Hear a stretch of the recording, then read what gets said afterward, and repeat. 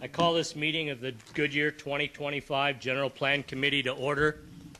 Will everyone please stand and join me in the Pledge of Allegiance? I pledge allegiance to the flag of the United States of America and to the republic for which it stands, one nation, under God, indivisible, with liberty and justice for all.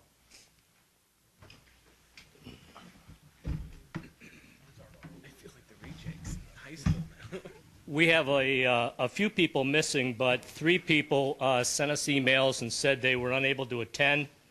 Brandon, our vice chair, is in San Diego on business. That certainly can't be helped, as well as Tony is with his family on fall break and not able to get back into town in time. And the last one.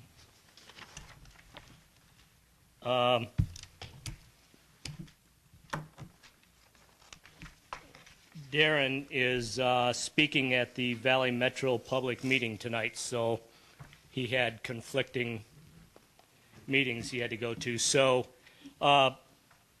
since they contacted us, and I feel those are good reasons. You know, the only reason we do this is just to keep everyone coming, and we haven't had any problem with the same people being missing all the time. So by and large, I want to excuse anyone who has a good excuse, and I feel these 3 people do. So do I hear a motion to excuse their absence?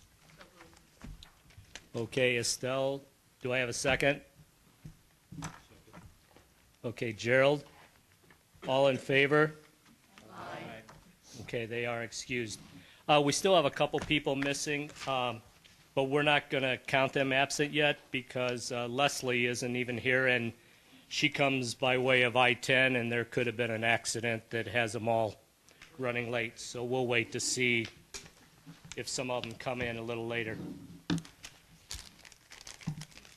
Are there any comments from the minutes from the September 10th meeting? Has everybody had a chance to read them? And if not, do I have a motion to approve the minutes of September 10th, 2013 of the General Plan Committee? Move to approve. Phyllis, and seconded by Jose. All in favor? Aye. The minutes are approved. At this time, we'd like to ask any citizens who would like to address the General Plan Committee on any non-agenda item. The committee will listen to comments and may take any one of the following. We can respond to criticism, request that the staff investigate and report on the matter, request that the matter be scheduled for a future agenda. Are there any speaker cards, Katie? No, there are not. Would anyone in the audience like to address the committee? There being none, we'll continue on to old business. Is there any old business before the committee? Being none, we'll go to new business. We'll receive a presentation from Katie Wilkin.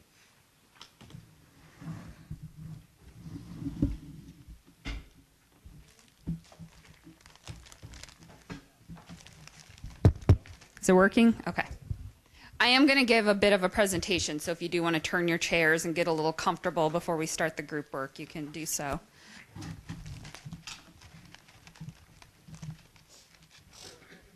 And just before I forget, for those of you who came in later, I put the sign-up sheets for the January meeting over at that table there under the window. If there's already 10 people signed up and you really want to go to that meeting, go ahead and sign up. We're not going to do it first come, first serve. If there's a bunch of people signed up for one topic, we'll work around it. You have to sign up for at least one meeting. You can sign up for 2 if you want. So don't forget to do that before you leave, and then I'll be contacting the different groups and reminding you when the meeting is. Okay, the first thing I want to do is, and I'm sorry, Leslie's not here. I am worried that she's stuck in traffic because she didn't even call me or anything. But the first thing I want to do is go through what was handed out to you last month and get your comments on some of the major concepts that were in there. And part of the reason I really want to do this is to remind you we're going to that joint work session on October 21st with the City Council and the Planning and Zoning Commission. So what I really want to do tonight is make sure everything is ready for them. You guys will get lots more chances to look at this and edit it, but let's make sure the plan is in good enough shape that we're okay with Planning and Zoning Commission and City Council reviewing it. Then they'll give us their feedback on what they thought of everything we're given to them. So the first thing, and this actually came up with a quick discussion, but I actually received a lot of comments on our vision statement at the open house meetings and some of the comments coming in that it's too long. That if we want to, it's a great vision statement that's guided us as we've developed this plan, but if we kind of want to keep it and use it on the general plan, we might want to shorten it. I haven't really heard any comments that anyone disagrees with the content, it's just that, it's a little wordy. So I want to make a proposal to you, and this actually comes from a general plan committee member, that if you can kind of see what I highlighted in red, that we basically kind of lop off the most of it. And our vision statement is basically create a highly desirable place for all to live, work, visit, and play. But we're not going to lose all that rest of that good stuff you guys came up with. I just put it in bullets. It's the same exact wording. And if you look at the fundamental strategies, you might notice that they made their way in there. All but one. I just realized encouraging growth isn't a fundamental strategy, so we might want to work on putting that in. So if you feel like so basically I can kind of reword the chapter a little bit and talk about, we'll still keep the original vision you had in chapter 1 where we talk about the process, but then in the vision chapter we can talk about how, we did feel that vision statement, or we got comments that it was a little wordy, so we separated the two parts and have what we're trying to achieve, and then the part that talks about how we're going to achieve that becomes the fundamental strategies. So does anyone have heartburn with that, or a different idea that they'd like to throw out? Does that make sense? Is everyone kind of getting the same comments? It was a little wordy, a little long? Okay, then we'll do that. Easy. Yes, Jose. Just very quick, maybe in all the bullets that you have, that obviously some more work may need to be done, just to say, after the vision statement to state this can be accomplished by, and then you put all your bullets underneath. Thank you.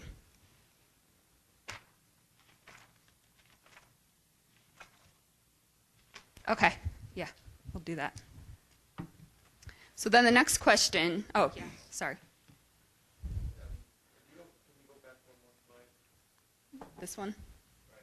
We could create a highly desirable place for all to live, work, visit, and play. I like that sustainable community. So I know that Jose was saying buy, but is there a way that we can at least make the sustainable way part of? I mean, I know we don't want to make it too long. Yeah. I don't think it will make the sentence that much more long.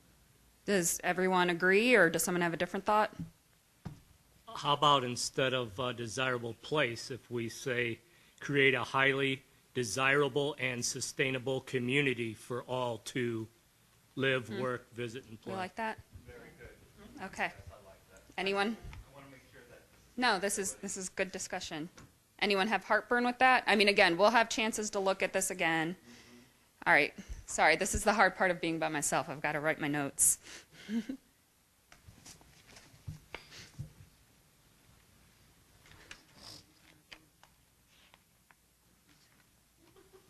Okay.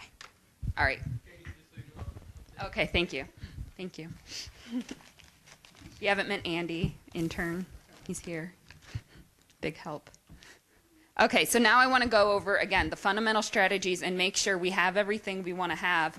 Again, we can play with wordsmithing later. The point is, do we have everything identified, and is it saying what we want it to say?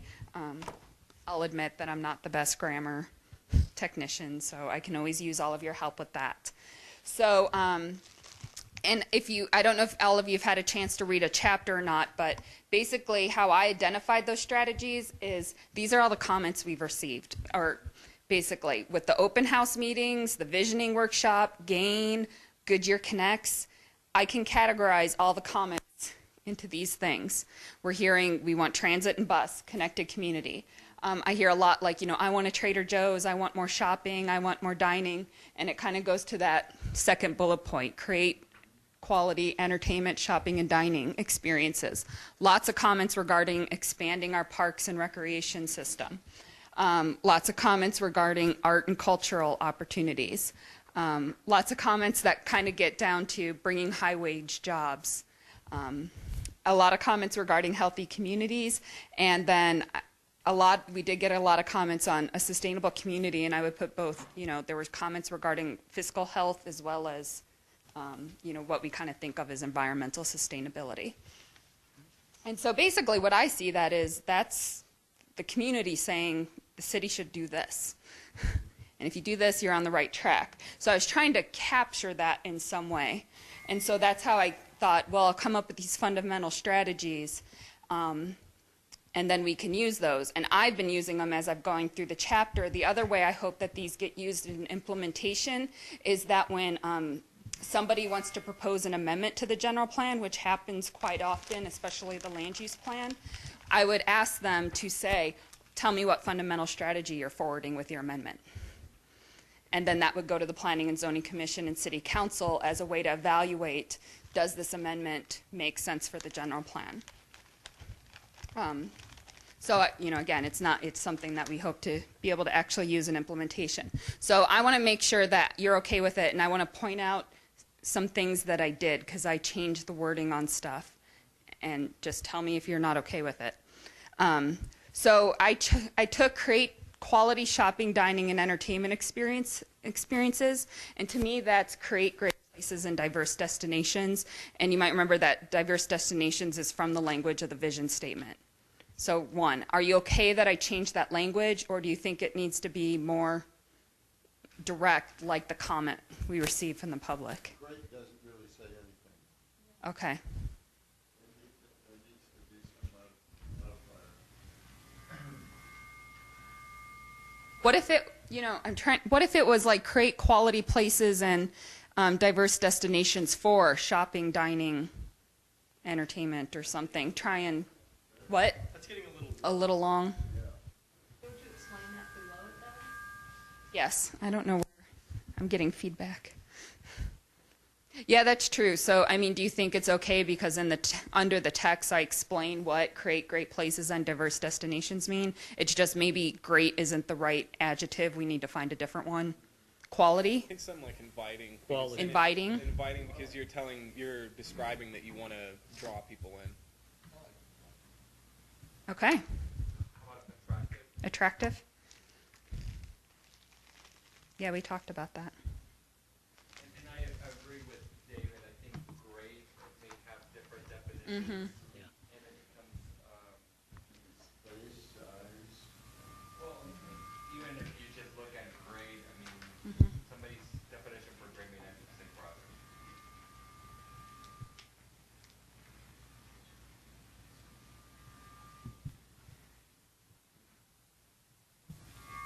Okay. I got inviting and attractive. Do you trust me to just play with both those words and I'll wordsmith them both in? I think the idea. Or, I'm sorry. I was gonna say I think the idea on something like great, you're just kind of throwing an adjective out Yeah. there. Whereas if you say something like attractive or inviting, you're actually describing Yeah. more so specifically what kind of places No, you I want to agree. have there. I like it. Yeah. You don't necessarily have to change the word create, but even if you just play with the word develop. So develop attractive places and diverse destinations. So about developing them. Okay. All right. Okay, so then I got the comment, and this is the one I really wanted to make sure you guys were okay with. Expand the open space parks and recreation system. And we did get a lot of comments on this. But one, we are updating our parks and recreation master plan right now. But also, in my mind, parks are integrated into everything. So I felt like they were integrated into these other strategies. That's the approach I took, that creating great places and diverse destinations, or creating attractive places and diverse destinations, a park is one of those. Cultivate art, culture, and recreation. To me, those often go together, possibly because usually parks departments are in charge of art and culture, but often those are events and education classes, and to me, they go hand in hand. And then provide opportunities for living a healthy lifestyle, again, that's just so closely tied to a great parks and recreation system. So I felt, again, in my text, I tried to explain how all three of those are helping to expand our parks, open space and recreation system. But do you agree? Should there be another fundamental strategy that, maybe we should have 9 that just comes out and says parks and open space? Or is it okay how it is? Yes. That's an important, parks and open space is such an important component of any, vibrant community. It certainly could get lost in trying to wordsmith the strategies that way. I'd be more comfortable having a park-specific comment or whatever it is. Who agrees? Who agrees? Raise your hand if you agree it should be a separate, like we should have an additional one for parks. Okay. Who thinks there should not, is just opposed to it? Or, you know what I mean? Who because some of you are probably in the middle, like I could care less if it's this way or that way. But, no. So, Maybe yes. if you Oh, sorry. moved up, provide opportunities for healthy living lifestyle towards the top. I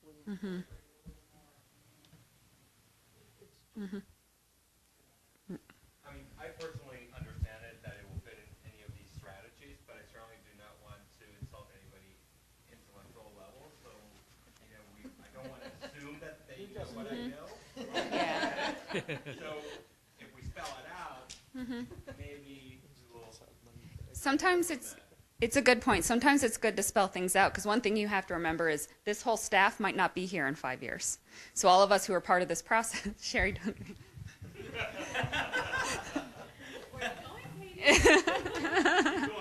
Yeah, yeah. So sometimes it seems, of course someone would know this, but then the next staff is, what were these people thinking when they wrote this? I don't get it.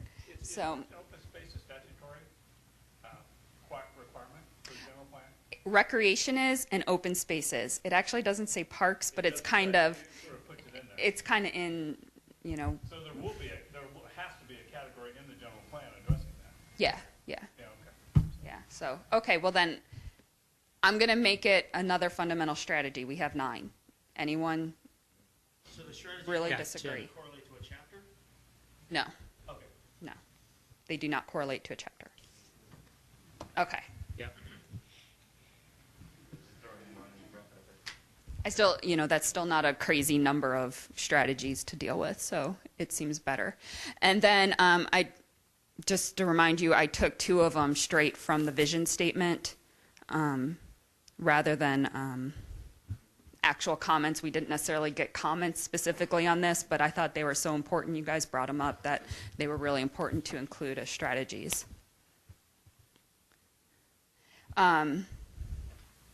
So yeah, that was my questions, and we've already answered them. So it sounded like,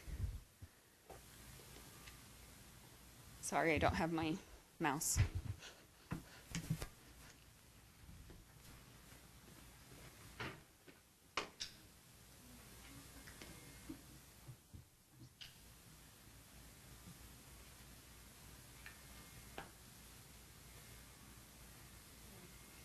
We okay with that? I got one question under the concept of develop a connected community. I mean, the reference is pretty much to, as you said, transit and roads and parks, and trails and stuff like that, but I think another fundamental connected aspect of this thing is internet, high-speed data. I don't know where that comes in one of the strategies. Because again, with, places to live, work, play, and stuff, the connectivity is not just sort of the physical of moving people between one place or another. going to be the internet. What? Mobile phone will Couldn't never they go have under it. 5? I don't know. I just, yeah, I don't know if it's there, if it's that blatant, because, I mean, some communities are making a huge effort to put in high-speed data. And with high-speed data, they attract businesses, incubator space. People don't have to then commute to their offices. They can live in the community. So it's just something that just sort of popped out. That, Okay, no, it's a good point. And what if I put something about that in the text under number 2 and even under number 5 as well? We do have a technology goal, so we'll address it there too. Working creative That- intent strategy. One thing you'll note we're going to talk about later is I actually have a map on your table that we're actually doing really, really well in terms of high-speed fiber optic in our community. So, I mean, I agree with you. It's important, but it's not necessarily something we need to do a lot to catch up or get on the level. We're actually ahead of the game. well, but I think So- more importantly, ultimately, it's, where are those connections? And, Yeah. Is the connection being put into the communities, or is it being put into the sort of the major employment centers? Because I think right now, a lot of the employment centers don't have a lot of data. You're going to see an interesting map. Okay.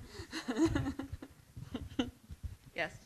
So, my question, Todd, are you referring for the infrastructure that it will have the internet capability, or to actually create hotspots within the city or the community? Really, it's the whole gamut of stuff, I think, because again, the reason, people go to Starbucks and some of these other places is to have a cup of, an hour-long cup of coffee while they're working on their computer.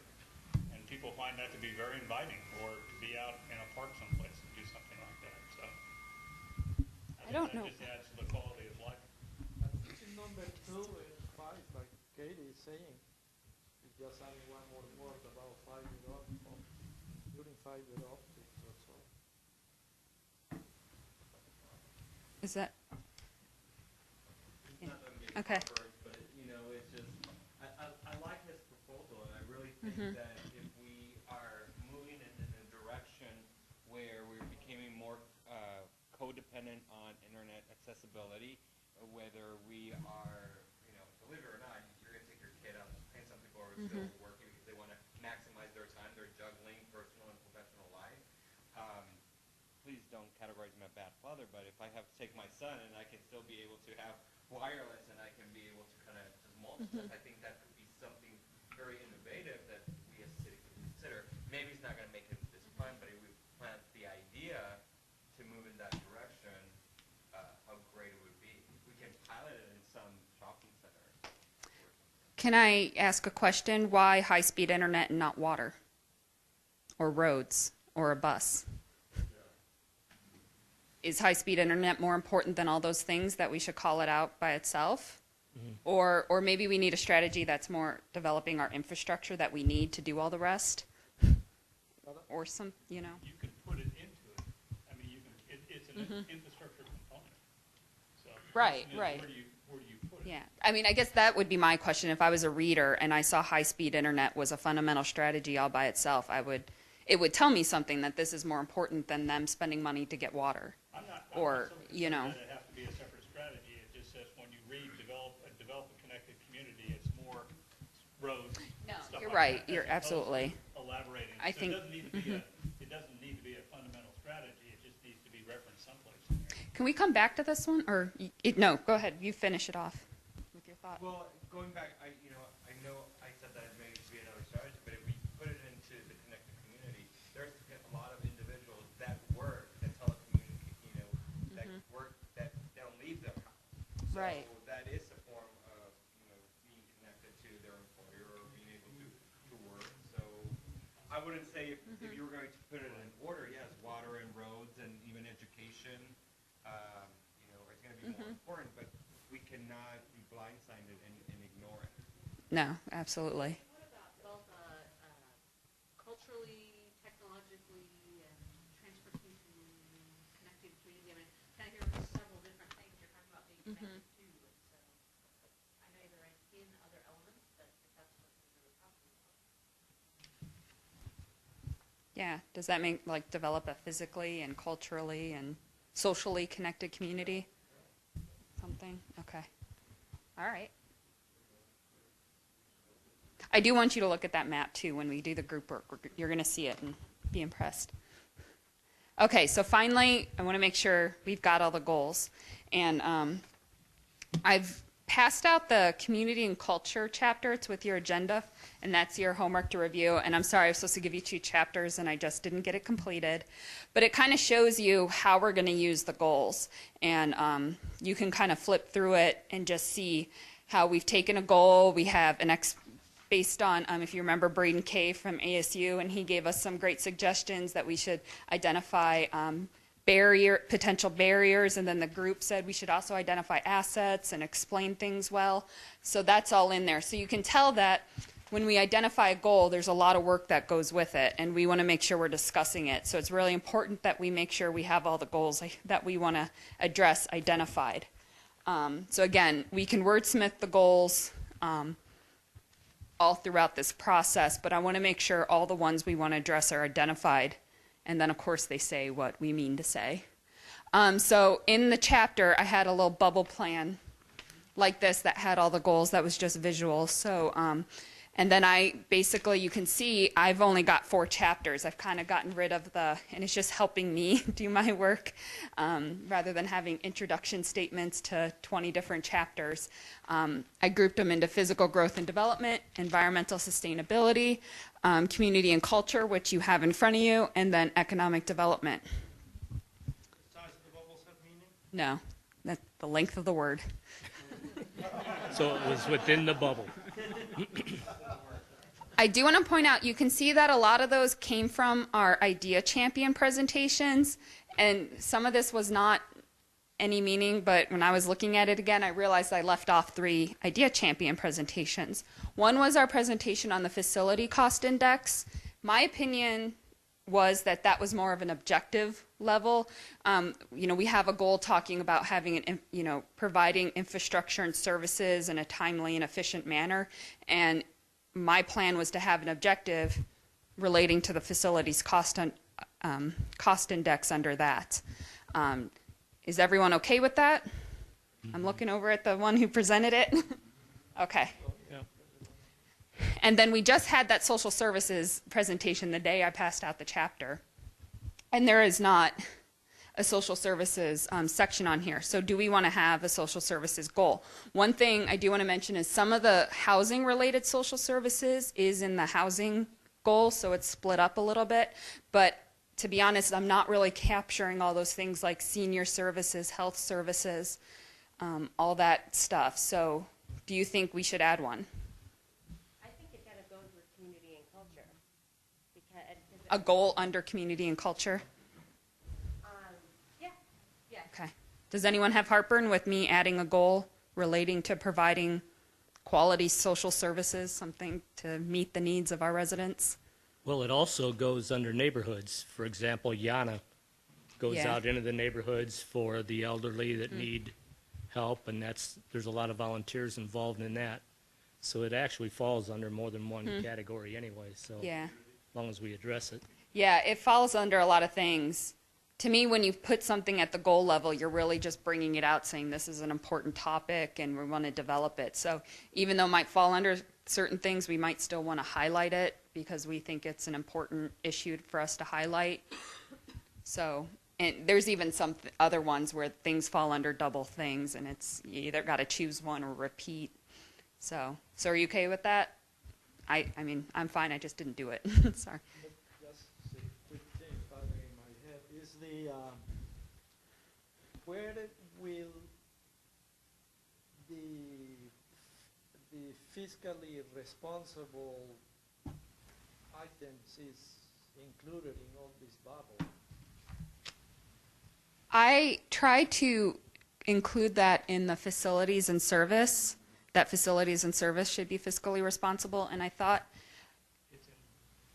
in your little packets you have, I think it's on the purple sheet of paper, is all the goals. I mean, there's only one per table, but if you guys want to look at that, I don't have them real quick. You can read it. If it's not addressed, do you feel like if the goal says fiscally responsible infrastructure and services, that captures it.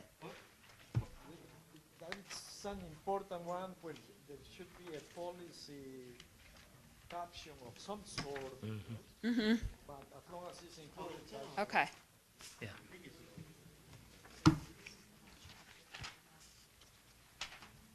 All right, the last, oh, yeah. I think the thing we need to be careful of is all these great goals that we have, we kind of have to, kind of what this saying, we kind of have to say, you know, how are we going to achieve these? Are we going to take a percentage of the general budget to do this? Are we going to tax everybody?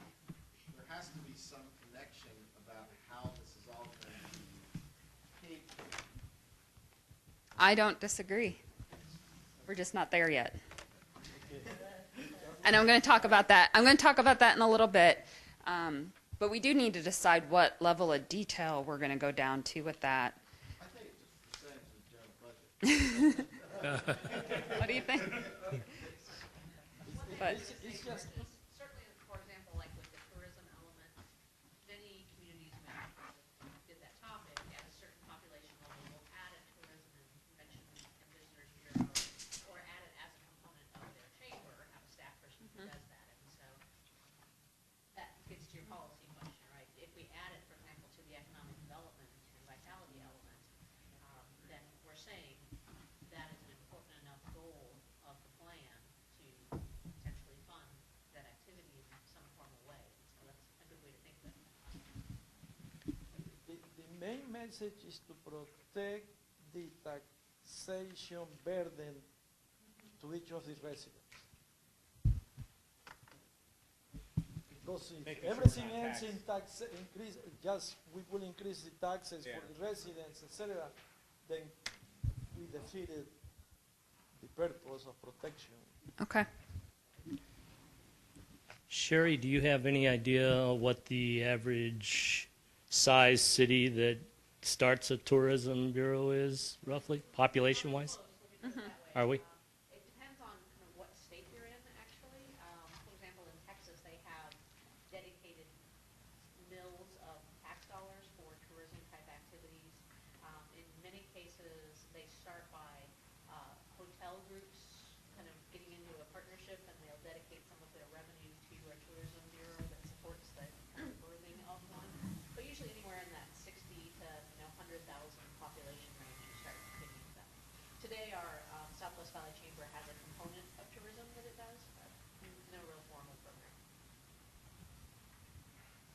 So, yeah, I realized I forgot to address tourism, which was another great idea champion presentation we had. And it's also in our vision statement. A great place to visit is in our vision statement. So to me, that seems to be speaking to tourism. So should I add a tourism goal to the economic development chapter? I'm seeing heads nodding. Anyone have a problem? Okay, I will do that. Sorry, I didn't mean to leave it out. And then I wanted to point out, we already have, and you might have seen on the slide that we already added another goal under economic development that wasn't part of the chapter 1 through 3 you reviewed. And it's, the wording might change a little bit, but getting at making sure there's locally based opportunity, helping our small businesses grown in Goodyear, and calling that out. And that's something that's come out of the economic development strategic plan, which has its own public participation. So they identified that that's a really important component. So I already added that goal in. So you'll get the details when you get the economic development chapter, and you can review it at that time too with the wordsmithing. So so these are just all the chapters goals. I just put them up there in case we wanted to discuss them. So does anyone else have any other comments relating to the goals that they want to, like I said, before we go to city council, you want to make sure the group looks at this, possibly changing, editing, adding, deleting. Otherwise, especially when we do our January meetings with the chapters, we're going to be delving into the wordsmithing and all that in detail. Is anyone else? All right. So now we're getting to the chapter 4 that you received, the land use and transportation plan. And something we're kind of doing tonight and the next 3 meetings is we're actually getting into implementation. And the way I look at it, and this is really, really simplified, but there's two major components, two major things that come out of the general plan. One is the land use and transportation plan. The other are all these goals and objectives and policies we're creating. So like this chapter, community and culture, is basically just objectives, policies, and ideas for implementation. The land use and transportation plan gets implemented through the development process. And I don't know if you guys had a chance to look at that link I sent you with the PAD zoning, where it's actually Pete Tyke's property. I printed out a copy. So if anyone wants to look at it before you leave, I printed out a copy here. But basically, it was a zoning request that went through in really great detail on how it meets the general plan. So that was just an example of how we use the general plan when we get zoning requests and make sure that they're conforming. And they also went through even some of the policies and how they're addressing different policies and goals, which is really great. And we're going to just make everybody do that now. So. There you go, Peter. So anyway, that's one example of how it gets implemented. And so that's mostly what we're going to be talking about tonight. At our December meeting, we're getting an update back on the Parks Master Plan and Transportation Master Plan. And master plans are another way the general plan gets implemented. It kind of comes off both the land use and transportation plan through data and the layout, but also the goals, objectives, and policies. And so at December, we're going to be talking about the master plans and how we can use those master plans to implement what you have in the general plan.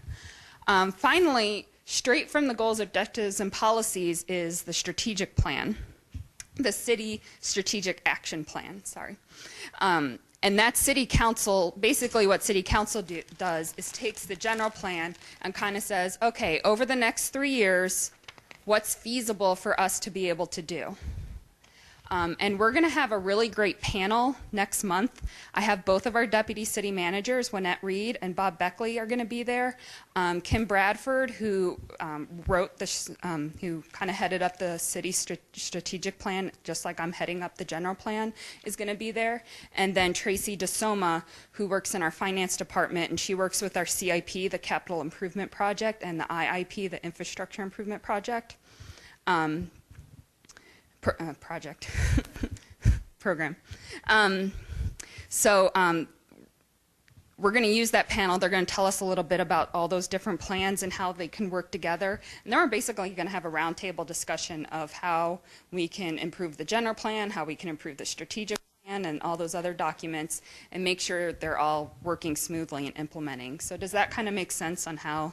Does that kind of get at some of what that next month we're going to be talking to the deputies in finance and about the CIP and how do we do this and how do we get these in the strategic plan? Yep. Okay, good. So before I move on to talking a little bit about growth areas, but I just want to make sure, did anyone have any heartburn over the land use plan?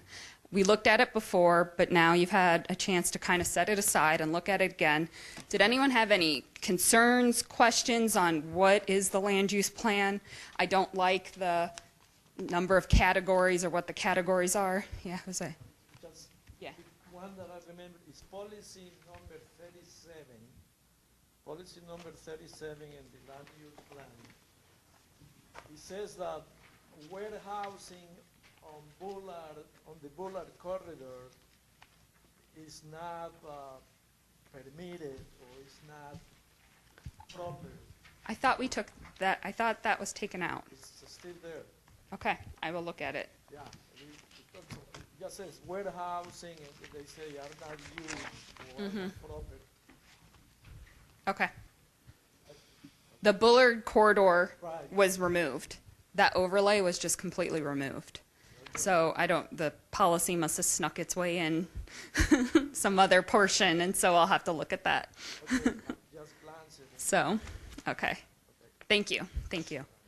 Any other questions before we go on to our discussion? So basically, I thought an interesting way to talk about the land use plan, since we're kind of okay with the concept, is there's another requirement in the state statute, and you're not going to read all that, but regarding designating growth areas. But the really important parts is the growth areas element is supposed to help make circulation more efficient, make infrastructure expansion more economical and timely, and conserve significant natural resources. So basically what I'm proposing is we're going to start trying to identify areas where we think growth is going to happen over the next 10 years.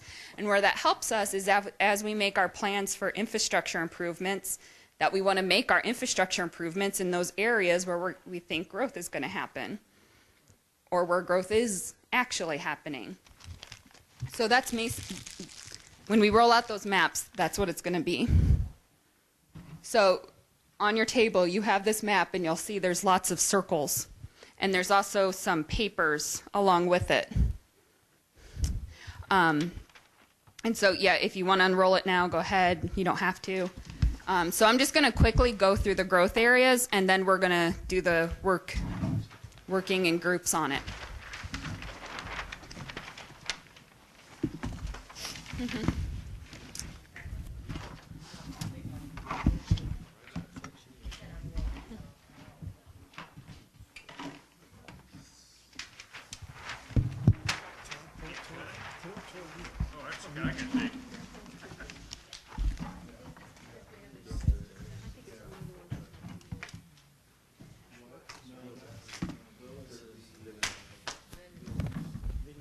Okay, so the first growth area is up in the northeast corner under the Luke Air Force Base noise contours.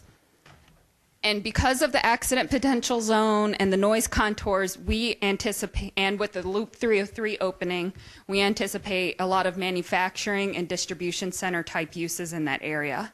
Also, some office outside of the accident potential zone office is not allowed in the accident potential zone. So that's what we see in that area.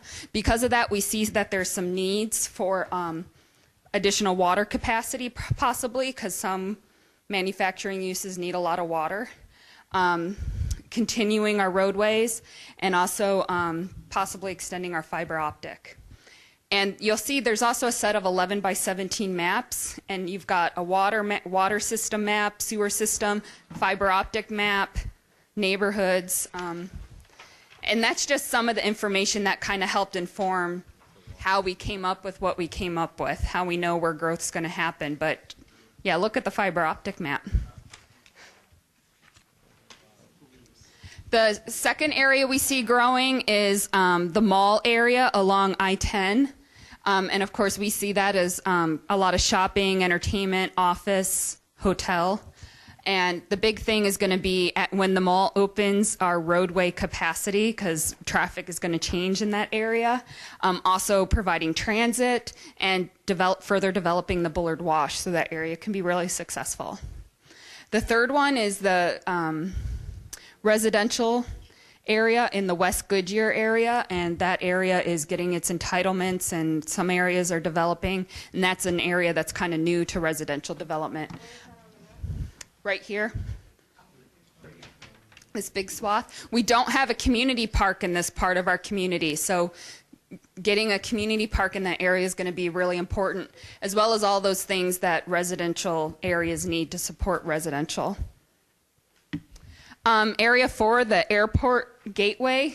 The development's called Airport Gateway, but it's along I-10 where Cancer Treatment Center is. We see a lot more office and then medical-related office uses building upon CTCA in that area. And again, the Bullard Wash development is going to be really important to showcase that area and see high-quality development in that area. Growth Area 5, the airport. This is kind of the Bullard area, but also along the airport, Litchfield Road. It's a much larger area. And we actually do foresee office development. It doesn't mean we're saying only office is allowed there. We just anticipate office development. But again, Bullard Wash development is going to be key to seeing that area development. Also, the plans to change the entrance to the airport to Bullard Avenue from Litchfield Road. That's really going to spur that type of development in the area. And one reason we think this is going to happen is because all the fiber optic infrastructure that's currently in ground in this area. Areas 6 and 7 are two areas in Estrella that are newly developing. One is in the north part, and one is in the south part. And we're going to see, again, residential services and a fire station in the southern area. There's a certain number of units that when they hit it, there's going to need a fire station. So we're going to see that need come up over the next 10 years. And then there's three green boxes where we see in what I'm calling infill. And in those areas, we're going to see, there's already a lot of residential development, but now we're going to see more apartments and condos. We're going to see commercial going in there. Just kind of single family residential comes first, and then the next phase is higher densities and commercial uses. So those areas, we're looking at that type of development. And then we have one redevelopment area, which is the Litchfield corridor. And it's our oldest area, the city of Goodyear. And then also with the mall opening, there might be some other businesses like where Best Buy is. Best Buy might want to move toward the mall. Target might want to move to the mall. We don't know, but we need to just pay attention and watch that and be ready for more possible redevelopment that's needed. When is the mall going to be open? 2016. 2016. 2016.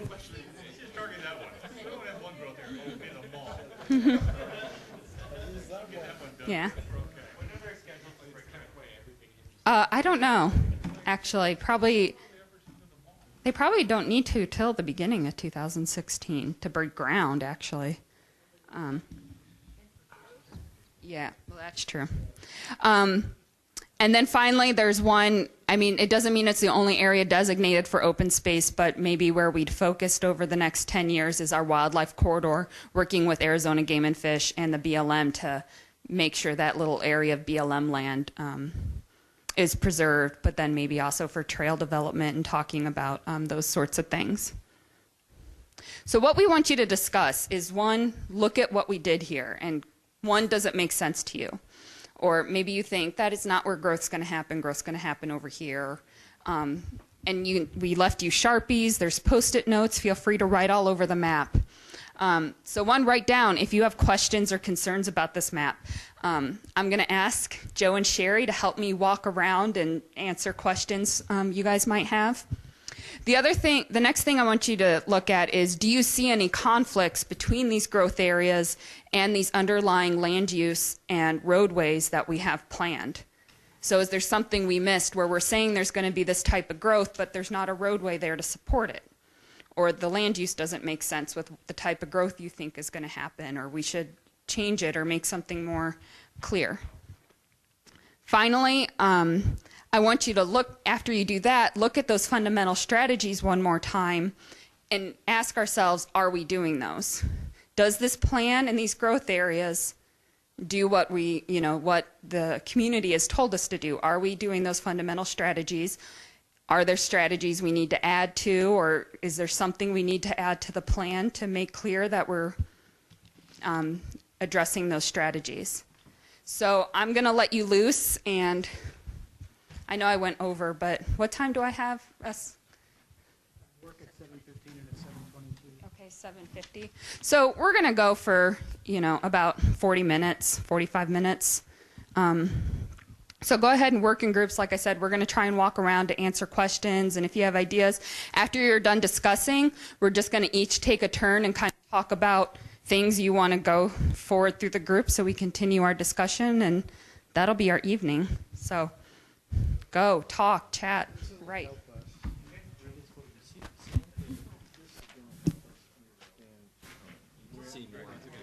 See what's been developed.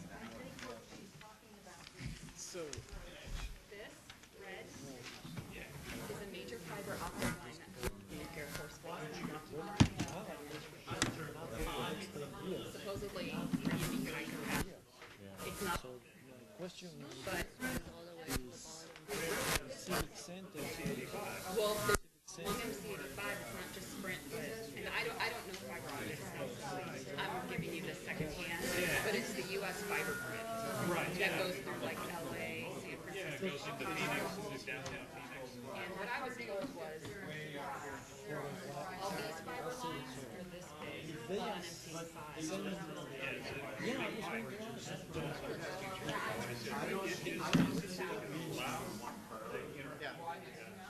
signal interconnected system to carry regular That's what we're talking about now, like, oh my goodness. You wouldn't want to work in that place. No, I remember. So, that's why we're thinking now, oh, we can really sell this area to offices or data centers. Yeah, because there's a cotton fiber line in Yuma.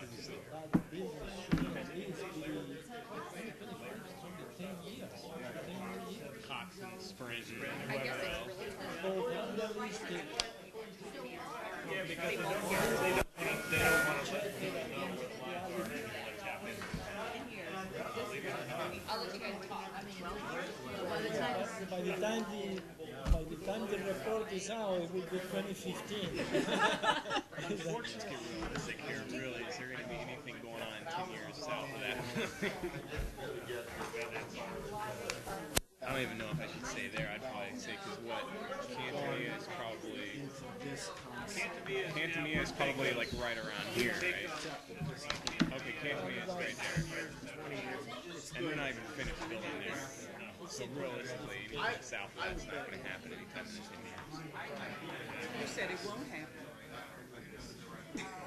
because they recently spent $12 That was million right? here, and the public works another $20 million. So in 10 years, it is unlikely. Grab it or something. There it is. Yeah, that one explains it. The greens are infill, so you have the North Whittier, Central Australia, so you've got infill here, here, and then all the reds, the development they're looking at, and then whatever it overlaps. So like some got the infill in there overlapping, not too much though.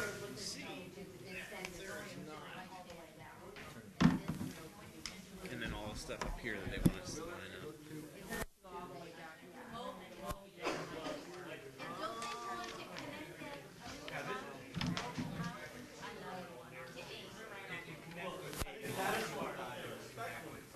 You guys got any ideas what we're I'm trying to internalize what I'm looking at first before I open my mouth. I can't,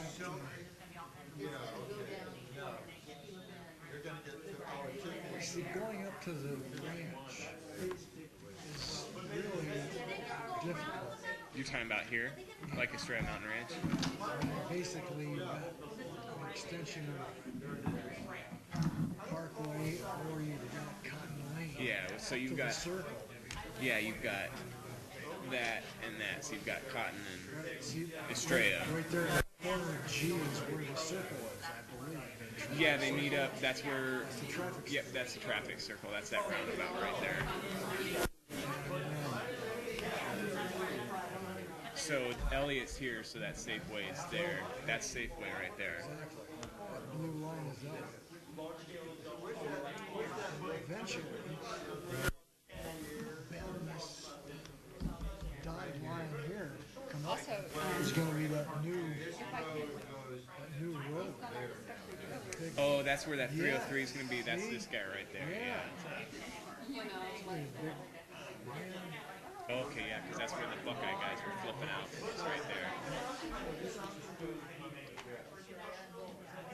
But that's funny that they're doing that because that doesn't make sense because that then, this is labeled as, like all this stuff here is labeled as scenic neighborhoods. Who's going to want to have a scenic neighborhood right like next to a little parkway?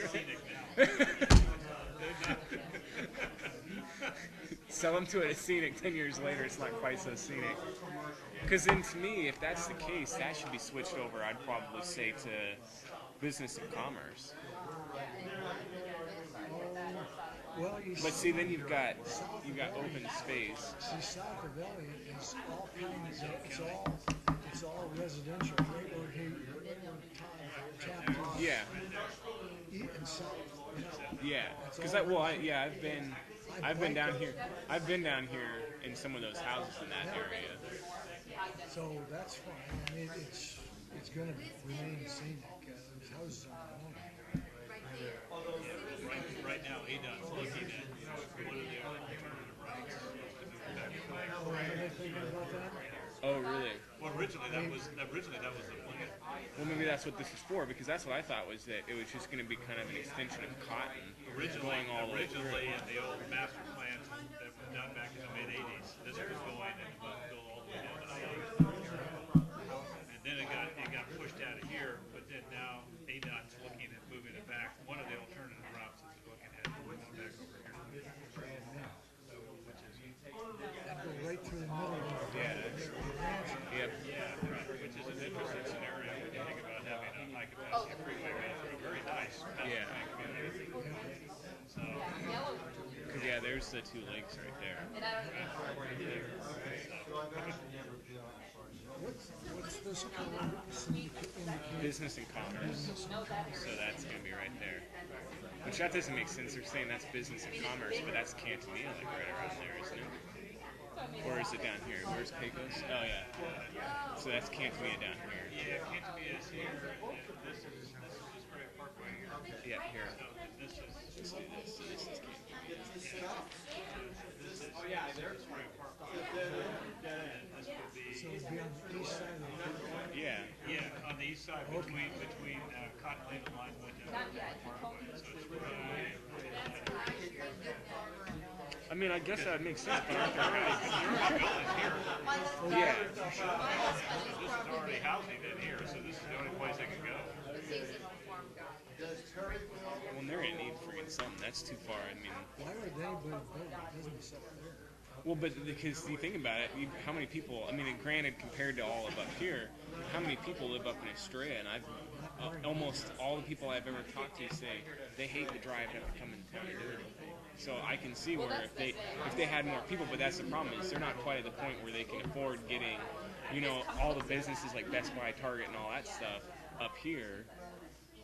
They don't have the population to call for that, but yeah, they're gonna have to be built down to here before they can call for something like that. Just like the mall. I mean, this is. Do you realize we're paying whatever's Mr. We're paying taxes. They get part of the taxes right now from that shopping area. Those businesses pay part of the taxes, don't come to here, they go to the development. How did they figure it out? I think it was when they did it, they were It just never came. It never came out. So, Selling your soul to the devil.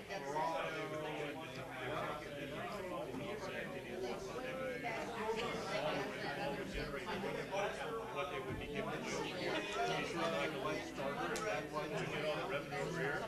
Well, but what happened is the distance between when the big stuff was coming in, and, I think it's going on. It's probably got to be 10 years. That whole, I remember when I moved here in 03, I think that mystical water park that they always said was going to be built out in the water, the West Valley is probably going to be built before this thing's ever done.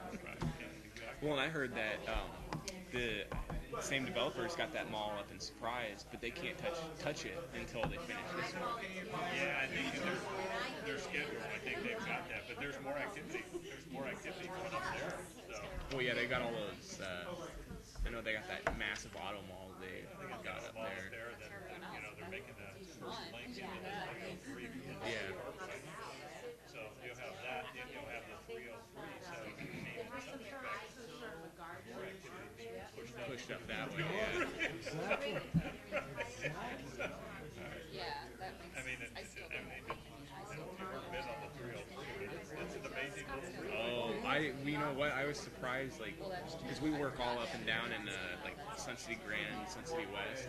So we're always sometimes we'll take the 303, but when they start doing all that construction, they're not dealing with it. You have to stop too much, it's slow. And then just the other day, we were up in Sun City Festival, and coming back down, I'll just take the 303. I didn't know how much of it was done from Bell. I think it was Bell until about Camelback, that it was just wide open. You're just cruising at 65. And crap, it's going to be nice when this is done.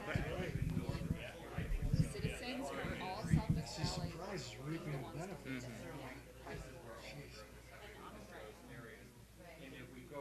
Well, and they got that. I've heard more and more people talking. Just some of like, you know, when we talk about all of our things to draw people in and businesses and whatnot, they did that. They had that Ultra Star. I know it's someone else that owns now, that movie theater, and then they put that Uptown Alley right next to it, and that's one of those bowling alleys, bar, all kinds of. I think they got laser tag, all kinds of stuff. So that's been getting a crap load of business for them. So I know that little corner they got that on. I think it's Waddell and Litchfield is where that's at, and I know that's been drawing a lot of. That's been drawing a lot of business. Yep.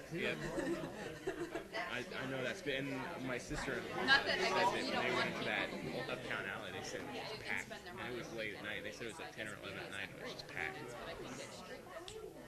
And we don't have anything like that. You know, Mesa is growing and doing all kinds of neat stuff to be, and we just couldn't. Have you been to the Mesa Art Center? We went to their seasonal opener a couple weekends back. It was, I'd never been, and I was just like, I need something like that.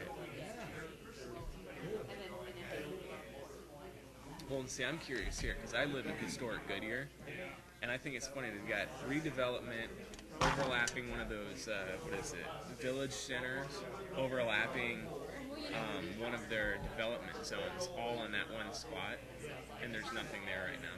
They have the north. That was the center of Goodyear. Well, and you know what's interesting? What to me was amazing, and that's why I was one of the proponents of trying to push the whole collaboration with the surrounding cities. Is Avondale's really pushing, trying to get for them Western. Develop more as to kind of a historical yet commerce center, and there's absolutely nothing going on our end. That whole northwest corner of Litchfield and Yuma has it's an entire plaza that's just empty. No business. Oh, there's nobody there. The only thing that's there is that police have a little. That's the police station right across the street. Yeah. That used to be City Hall. Oh yeah. And then you have the nice little super fun site right there. Yeah. But that's getting cleaned up, so I mean, that's okay. We'll deal with that. Now, what are these hashed marks? These green. What are they? Blue hash marks, transit or in development overlay. Okay, so that's. So I assume that means Van Buren and Estrella. So this is the supposed city center, right? Not Van Buren. Yuma. That's it right there. Okay. Yeah. So that's what they're talking about is along McDowell, because you have all the businesses. You're going to have the mall, and then Estrella, and then Van Buren. Yeah. You got two going this way, and then this going that way. And that's just infill too. That's not.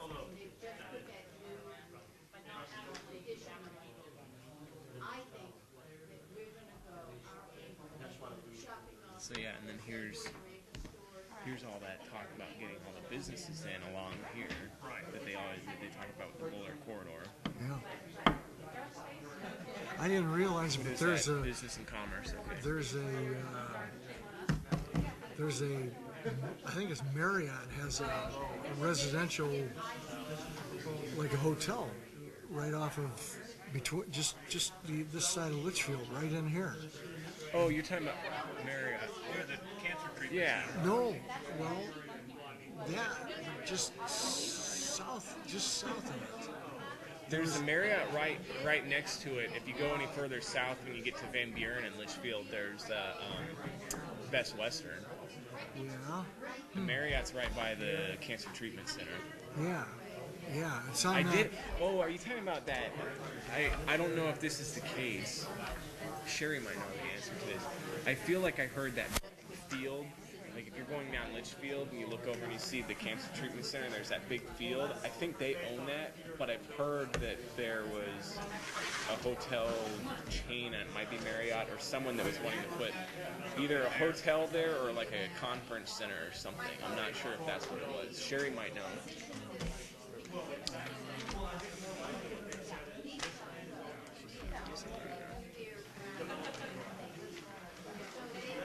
So what are we supposed to do here? That's what I'm kind of at a loss. I guess making sure that all these are kind of fitting in. Like this says neighborhoods, making sure that fits in with the infill and that the development fits in with whatever it is. guess too, does it describe what kind of development? So up here they're anticipating manufacturing, warehousing, and office. Yeah, that makes sense. Yeah, here they're talking about entertainment, shopping, hotel, and office. Right? And the overlap's the same too, because it's business. And then here, residential development. Yeah, those are all the farms out there, yeah. The only thing that gets me is, and it's a small section, but if you're gonna have that, no, wait, where is it? Yeah. So I guess you got the business here. Yeah, well, you've got all the stuff, what is it, Van Buren, you've got the big mall, and you've got another mall down here. Yeah. Yeah, Yuma, right. Yeah. That's where Target is. That's, yeah. So you got. Now what's this one? I can't remember what's in that one. At Van Buren and what is this? Van Buren and there's really nothing. There's nothing there. There's nothing. Oh yeah, there. because that's where the racetrack is, right? Right. The racetrack's right there. The racetrack's here. Interestingly enough, I just asked Sherry about that because we were coming back on the freeway, and she said they just had a major developer, just like in the last week, start show interest in that. Good. I Yeah. hope to God they do something. I do with that. too. It's a neat facility. I think it's cool, but I know this is the thing, and it scares everyone away. Is I think she said they're anticipating about $1 million asbestos cleanup in that place. But hey, you've got a really cool building already put there. I think if you pay the money, you're gonna pay just about as much to build something like that. Yeah, they had a movie there about, actually probably 6 or 7 years ago, and they sort of blew it up. Oh, when they blew all the glass out, yeah. So, and there's asbestos in there. It's gone now. We're all breathing it. We're breathing it in. Right.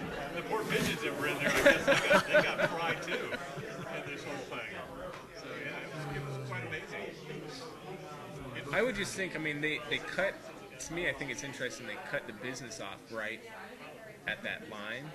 Wouldn't you think that if you're going to be running that down, you're going to want businesses running all along that? But there's, Would you want there's already residential? residences in here. Oh, I guess that's true, yeah. Move on. That's the new way of thinking. Yeah. That's what Phoenix did to put the light rail in. They just bought up all the houses along 19th Ave and dug out the houses. If Goodyear, if you want your taxes to go up. Okay, and then, okay, Pinky is business way over here. That's along the railroad track. Okay, yeah. What is this? Is that new thing someday? That's the irrigation canal. Oh, is The that what Buckeye that is? irrigation canal. I bet you. Pretty sure it is. I'm looking for it. Freeway Parkway proposed. Oh, that's that lower parkway. Oh, it is. Okay, Yes. sorry. Yeah, because this is because here's the river coming in. The Tres Rios is here, and then Yeah, and here's the railroad here. So, yeah, I mean I don't really see.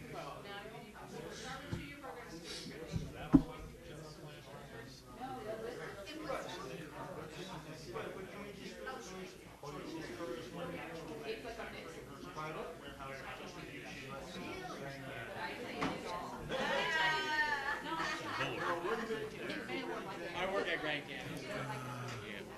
No, I would have liked, I could just transfer. yep, that's Bullard going down to the Yeah, down the there. racetrack is right here. So that should be, that's wrong. Land use is wrong. For business and commerce. Yeah, What is that? Are they? it's all industrial. Pretty sure.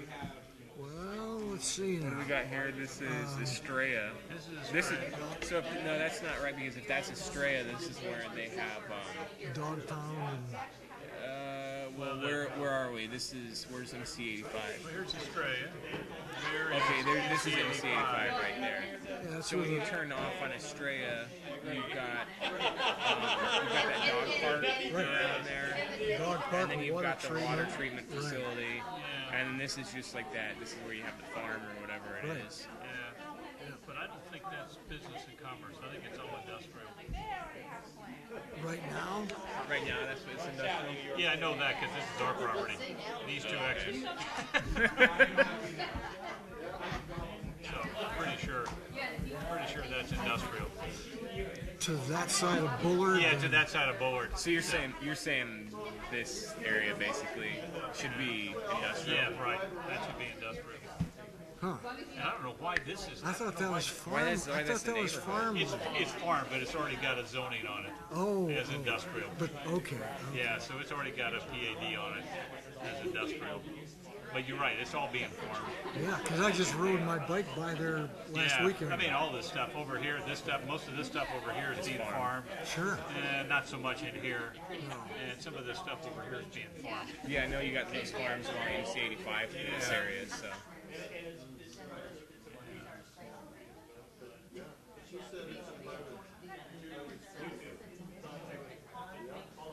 Notice this is kind of a cute little thing. I'm not sure what that is. That's a historic or scenic neighborhood is what they're saying.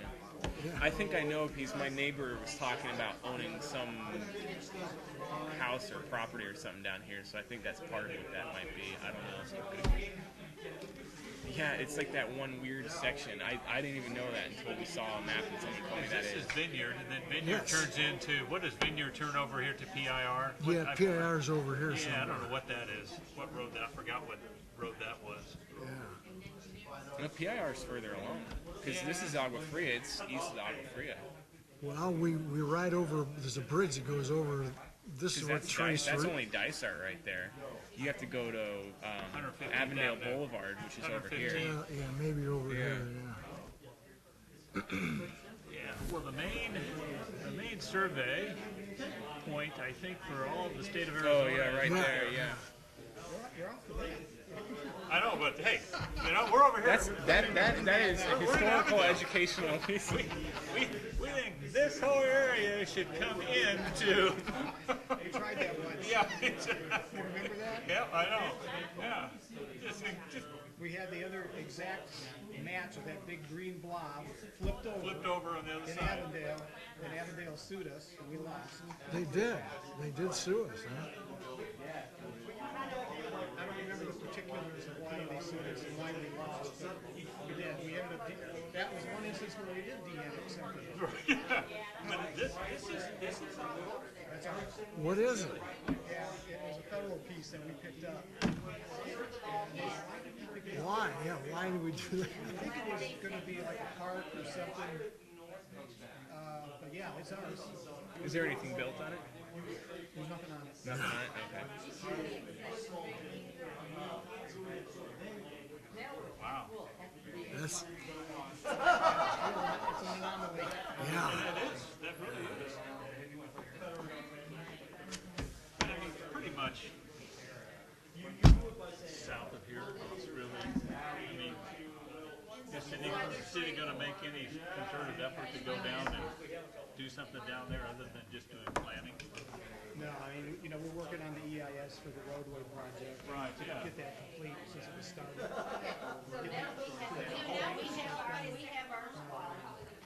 That'll just get us ready so that if the developer does come back, then we'll get that piece of the right of way. Hey, Joe, how firm are they on this alternate route over here? Is this coming, or is it everybody fighting around? Don't know. That has been, as far as I know, continues to be the city's preferred location for it. Yeah, rather than going up this way. But it'll be dictated or decided, I should say, by a NEPA process, by 8-hour conduct. They started that, to do an environmental assessment on alternative corridors across the river. But the last I heard was they were going to shelve that, not do anything south of MC-85, or Buckeye, actually. Really? I don't know. Well, because I've read something on the website the other day is that this thing got pretty well canned too. The I-10 relievers. Yeah, that's why they're stopping at Lower Buckeye Because because they're not because you really can't decide. any of that stuff going south without knowing the corridor going across. That's what started to happen is they were doing the EA or the design concept report for the 801 or SR30 going across. Right, yeah.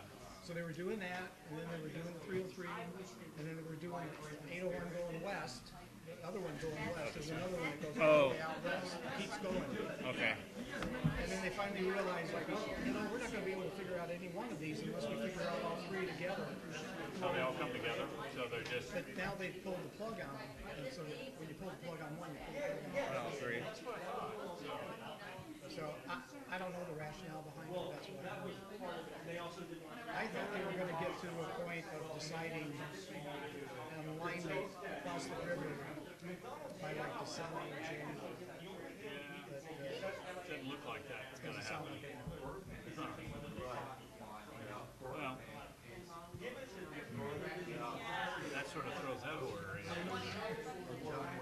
Yeah, because I thought we thought we knew where it was going to go. We thought we knew at least where the SR3 was going to go. Right, yeah. The big question was where it was going to Avondale, and they were having to fight with Avondale.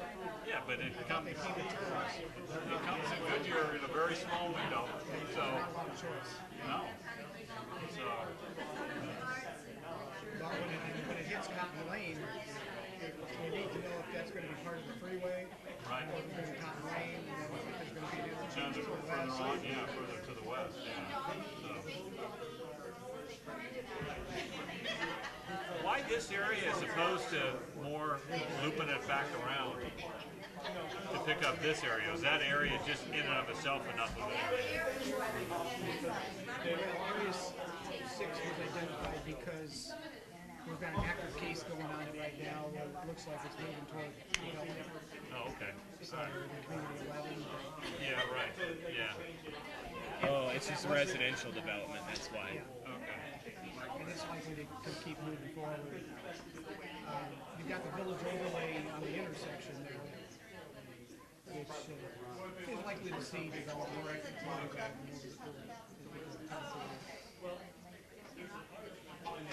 I guess that's the confusing part. Sometimes we see those development sites and you think the red, you think business, but that's residential. Same as that, it's just residential that they're saying it's going to be developed there. Because that's what I was trying to figure out. I'm like, well, how's there going to be business going in that little section, but if it's residential, it makes sense. But you know, we have King Ranch designated because King Ranch is so tied up to death. Right.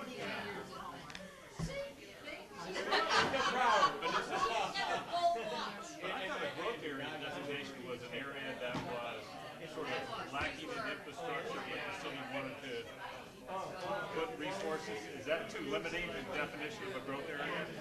I think it could include areas that where we think growth is going to occur. Okay, all right.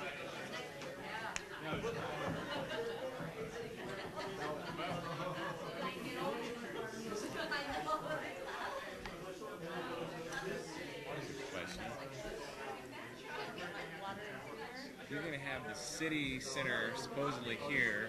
You have one of those, what do you call them? Village centers. Right. Village center here, and you have residences all along here. Why aren't we putting another transit-oriented road along Yuma through that section? At least from, where's Litchfield? Litchfield to the city center. Because you have transit, you're going along the airport, you're going to have businesses all along here. Why not do some kind of transit thing going through that? Yeah, that certainly makes a lot of sense, doesn't it? And it's not developed right now, so it's easy to do. It's easier to do it now until you get someone developing right on the corner. Now you want to put something through there. I think part of the reason is where's the orientation of the airport? I think what they did want to do is, this is sort of the orientation of the runways of the airport. I think they didn't want to develop pretty much that portion right in here because of interfering with the airport operations. So the transit-oriented development really is, it's a combination of mixed-use residential, and it has some verticality to it. Right. So I think they didn't want to. I think that's the reason why they didn't want to interfere with this, because there's a fair amount of airport operations coming in. Right. Another flight path is coming right over my house. But we're not talking about buildings, we're just talking about arterials. Yeah, I mean, I think in terms of transit, I think that's probably that would be the issue there, is to make sure that transit there. I don't know about necessarily the overlay in terms of the actual physical development, though. But I think transit Yeah. I think you're right. I think, because I don't know what's going to happen down here. Lockheed Martin, they keep making noises that they want to expand or contract or move. You know, about every 5 years or so. Yeah, about every 5 years they, you know, well, we're going to move, but we want to stay in Goodyear. And, Yeah. you know, okay, we're going to stay here. Yeah, I know, right?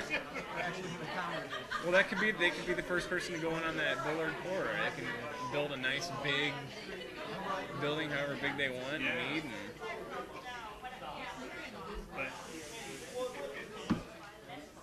so that's the thing. I always get like half stories. So they've always said that they want to leave that building, but they want to stay within, quote unquote, within Goodyear. That's their deal. Is they want to stay here. They just don't want to be there.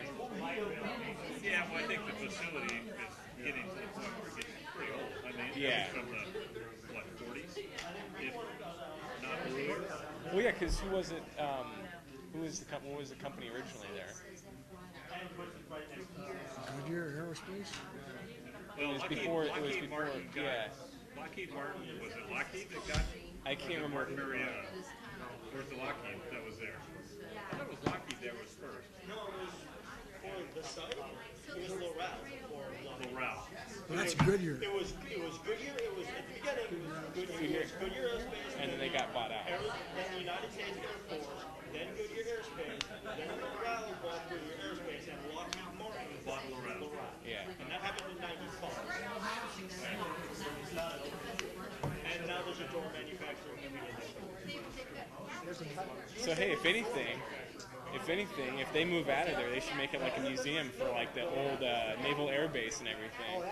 You got a lot. That's the history of Goodyear right there. They could do something like that. That's what I was telling my wife the other day. I was like, you got the history of Goodyear basically all in there, because you got the Goodyear Aerospace, you have the Navy airfield, in their Able Station, and then you have Goodyear Tire and Rubber that all kind of started with that. Is you could get Goodyear in on it and say, hey, let's do a museum here. Get them to kind of fund some of it, and they can put their name all over it as much as they want, and it could be like a collaborative effort that we always talk about. And then there you go. Now you have a draw of it. The only thing they left behind was their name. Yeah. You would think they'd want to somehow support the community that has the same name. Same name as them, yeah. And it's not like it's just the same name, it's because of them. Yeah. Years back, there was a push to change the town's name. They didn't know. They just wanted to change the name. I thought there was a push a long time ago to change it to Cairo. Something. Well, yeah, there was. I think at one point they did Egyptian cotton. Oh, that would make sense. Yeah, I think there were times. I think back when I first came on the scene, I think back in the early '90s, there was a discussion about this kind of identity problem Goodyear was having because everybody thought it was tires. I worked in Elgin, Illinois. Elgin pulled out of it. They went to South Carolina, Georgia, or someplace. So that all the watchmaking was all gone. So there was talk about changing the name to Elgin. Right, yeah. And I remember we got a suggestion in from this guy who called himself. Yeah, I don't know what else to do, man. Clown name. I don't either. Everything's pretty well lined Yeah, everything out, seems to fit. including this mess here on Litchfield Road that just sits there. Well, and that's the problem is, this isn't so much of an issue because that's where Lockheed is. So that's basically filled, and that's a county island. You have historic, where does Litchfield? Yeah, you have historic Goodyear all through here. And then on the other side of Litchfield, it's just empty. They have, that corner has nothing. There's that mortuary. You have the mortuary. The mortuary. There's that Adapto building. A church is supposed to be moving in there, but they never have. Dynamics, the old Unidynamics facility that they've taken down. Is there anything in the wind about that at the corner of Yuma and Litchfield, that old L-shaped shopping plaza? It was family, and they apparently had no interest in doing anything. Yeah, that's what Katie told me. They just basically use it as a tax write-off. Sit on it. It's one of those things that if they do anything to it, it costs them money. City ought to partner with them somehow, because it's an eyesore, Yeah, it's horrible. They're not cooperative. aren't they? Damn. We've tried in our neighborhood meetings. We try and talk to the city to get them to do something. Landscaping along Litchfield Road, and we went to them to get right of way, they would not cooperate. Even though we were gonna improve the frontage, most of the times, you know, we kind of go kick the tap. And then the city didn't want to condemn it, Didn't want to condemn. not just for the project. What's funny about that stretch is Lockheed Martin's done that like adopted roadway or whatever. The east side, on the neighborhood side, you drive down, the palm trees are all trimmed because it's city property. You look at the west side along all that, it's just like shit hanging from the trees. It's like two different worlds when you drive down Litchfield through there. In some respects, like really would be, I think the neighborhood would be better served by some of that right of way being given up and there Litchfield back down. You know? Because I mean it's a huge road. It's 5 lanes, it's 5 lane road. Yeah, I mean, how much traffic gets on it? Not much, you know? So I think it's big enough for 6, 7. I think it's wide enough for 7. Well, you have the Straight for 5. yeah. Well, it's striped for 5, but then you also have for most of it. It's not. It doesn't start at that best. No, it does. It starts at the Best Western. You have that frontage too going down the neighborhood. So then you have the median there. if you Yeah. narrow that roadway down, give more back to the, you know, really create kind of a neat park buffer kind of thing along there. Yeah. I think that really. Well, that's what I talked to Sherry about that once. Was I had seen in New York they had, I can't remember what it's called now, but I saw a documentary where they covered it. There was an old one of their old elevated rail lines. Yeah, the High Line. The High Line Park, yeah, and they totally redeveloped that. So I asked Sherry, like, is there any way that the city can get in there and make a park out of that? They're actually working on a project to do like a demonstration landscape area on where the unit dynamics used to be. And they want to try to use some of the remediated water, because really what's going on there is they're pumping water out of the ground and treating it and re-injecting it because of the contamination. And so they are working with ASU right now trying to do a demonstration project. So it's just, you know, everything takes a little bit of money, and they're trying to do it on the shoestring. Crane, you know, they have enough trouble getting them spending money to clean up the water. Yeah. Which is important.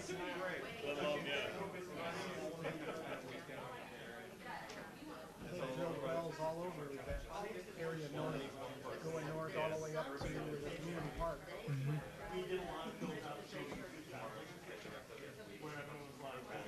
I think we finally got to use the remediated water to water the park. That saves some money.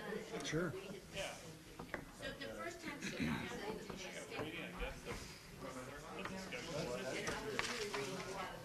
Injection versus reuse.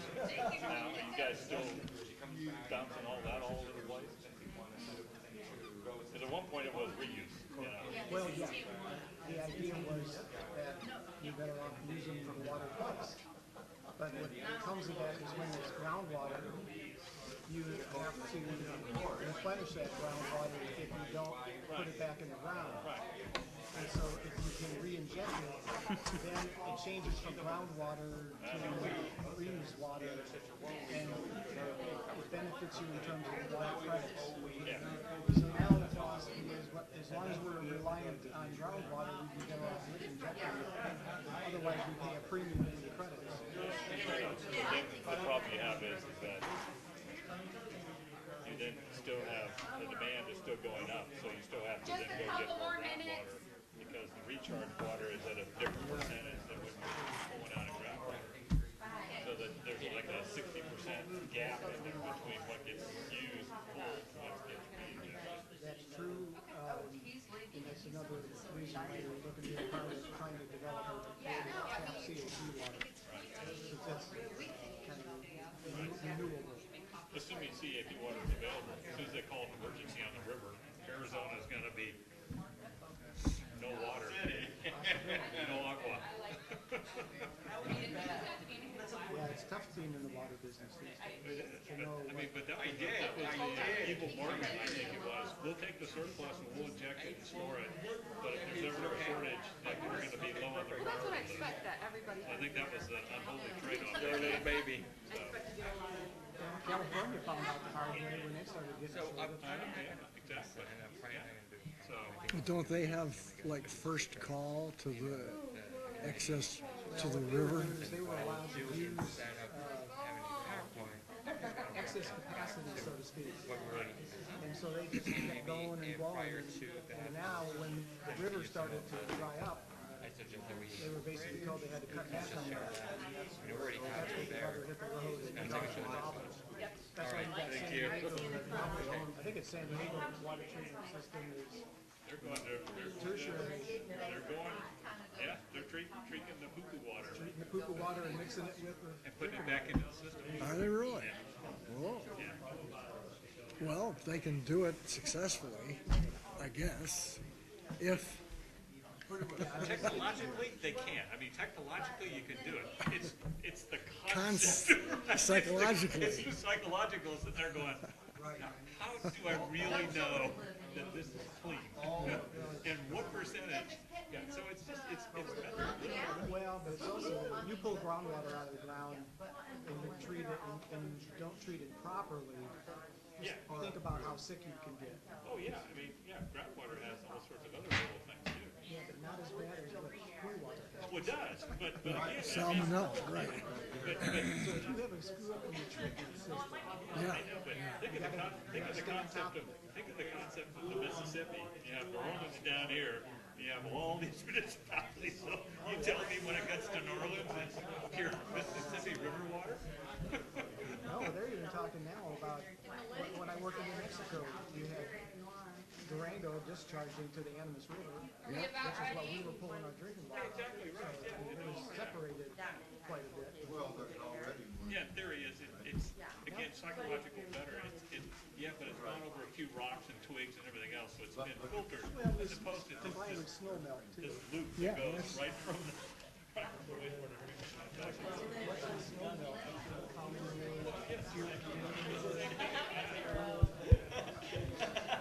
Now they're testing water and finding like pharmaceuticals. Oh yeah. Human growth hormones. That's because people are flushing it, yet they don't do that. Water you're pulling out of the river.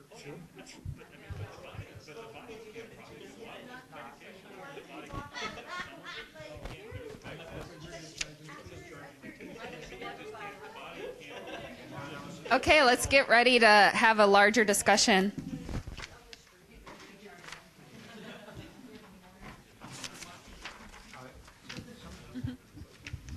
So we are going to go group by group and kind of present.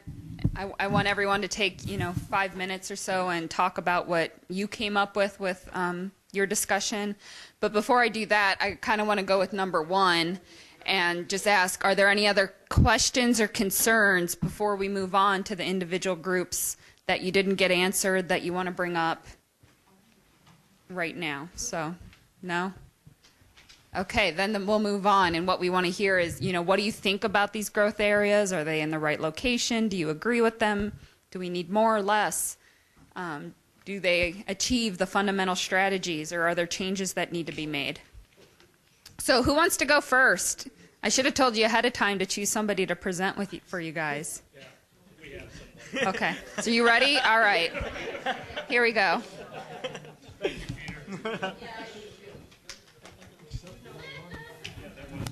Okay, Peter's going to present first.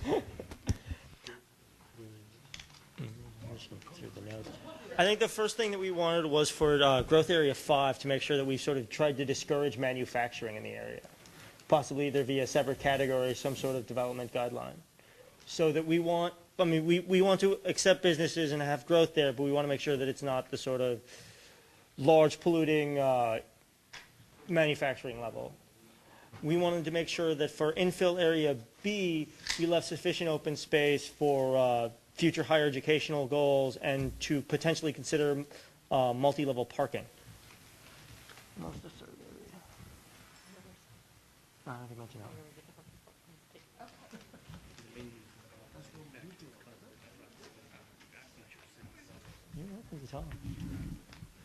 I think that the predominant reason we wanted to discourage manufacturing in Area 5 was also its proximity to the city center and the sort of the large amounts of pedestrian traffic that would be in the area.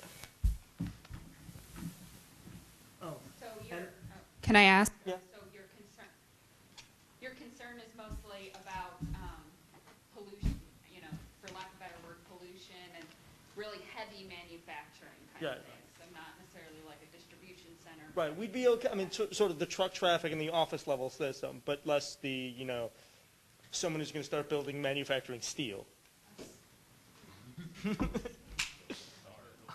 Oh, yeah, and then for infill area B, we wanted to sort of encourage incentives for small business types. Whether, I mean, because you can't do that via the land use or the zoning level maps, because if I remember correctly, that's illegal, but I think we can do it via the areas of business development. Is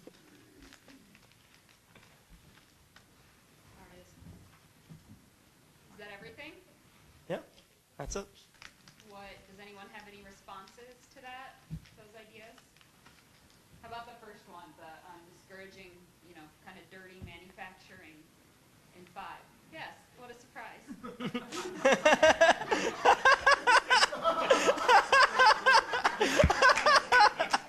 Sorry. There is, with the zoning laws that are, zoning ordinance that's in place and the rules of development that are in place, and the requirements by the city for foresight-sided architecture, screening, all those kind of things, there really aren't any dirty uses that would probably be allowed in Goodyear, or really in the general planning area. Or if it was, you would know it was there. And that's the goal of the city, is that there's no pollution that's allowed to come out of these places. There's no noise that's allowed to come out of these places. And so, whether the building is storing boxes or making widgets, the goal is that the public doesn't know this. Will there be truck traffic? Yes. Will there be car traffic? Yes. I don't think anyone was discouraging those, the sort of the traffic level flow. Right. It's just the use. Well, because it's so close to the city center project, if that ever goes, we've seen, in this committee, we had examples of cities that had industrial businesses with smokestacks in their downtown areas. And I think that's detrimental to any growth in the city to allow that to happen. But if you say the things are already in place in planning and zoning to keep that from happening, then that's. I mean, the worst thing Goodyear could allow is a lead smelter to be built anywhere in their planning area. Yet the requirements are such that the goal is that you would know it was there if it was there. I mean, I go to the example that if, you know, there's a wastewater treatment facility or a sewer plant on McDowell Road, just east of Bullard. We toured it. Yeah, I mean, Yeah, you wouldn't know it's you would know it's there.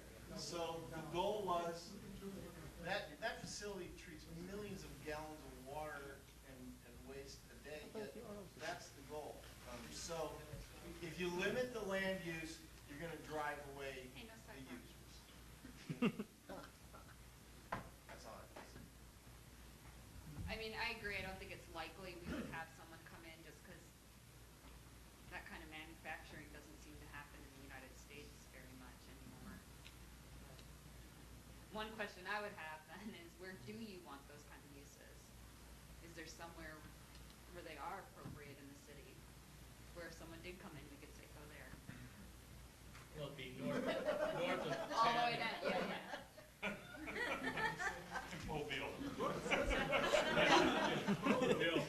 Well, couldn't you do it in the Luke Air Force overlay? I mean, we could put them there, since there's no residential nearby. As long as the smokestacks aren't too high. At least they had enough flashing lights on it. And it's close to the 303, so that. I mean, it's kind of a trick question. Of course, there's nowhere where you want that kind of use, but. No, I think we can look at that though and look at that recommendation. I think that type of industrial building really doesn't exist. I remember the transitions of the steel mills in Birmingham when we were there.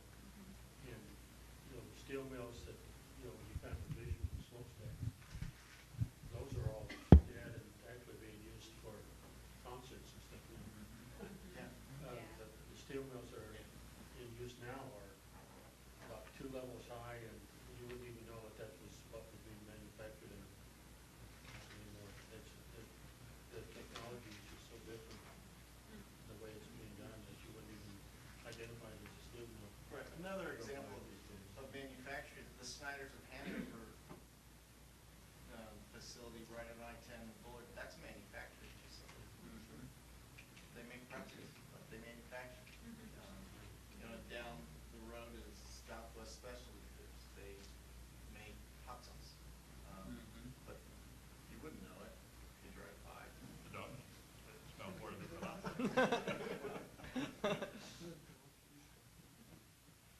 Okay, and then the other, you said higher ed in 3? No, B, B, oh, sorry, B. in infill area B. Okay. Anyone have a problem with that? No, we put it in B also. Okay. That's a good point that wasn't even addressed. And then finally, encouraging small business in B as well, right? As well as multi-level parking. Okay. 50 houses per acre. Okay. Anyone else want to comment on those two then? All right, sounds great. Anything else you guys want to add? All right, who wants to go next? All right.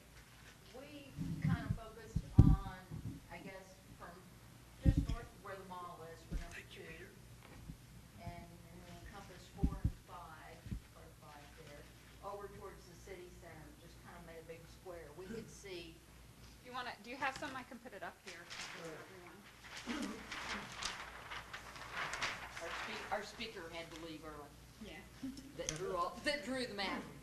But we kind of said, this kind of section here is where we think that lots of things probably are going to grow next.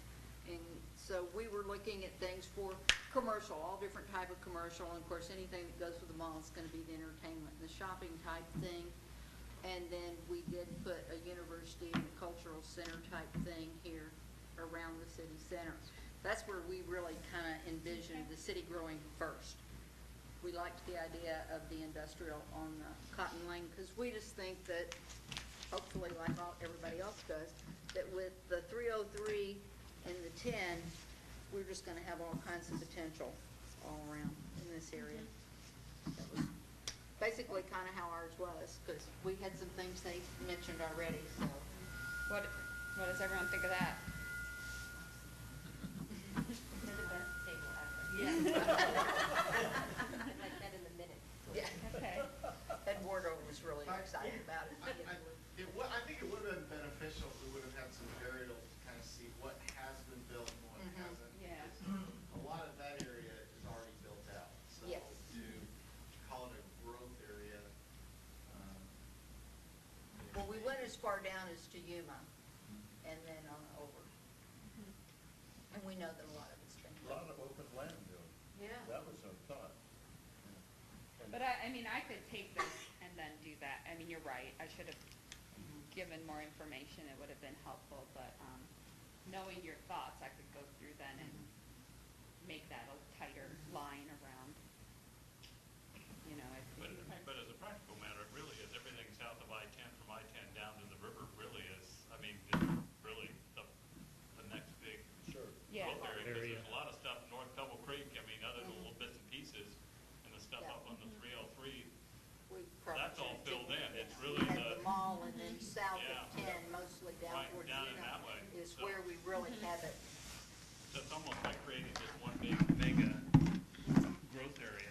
it is kind of. You got 3 of them jammed in there already, so, yeah.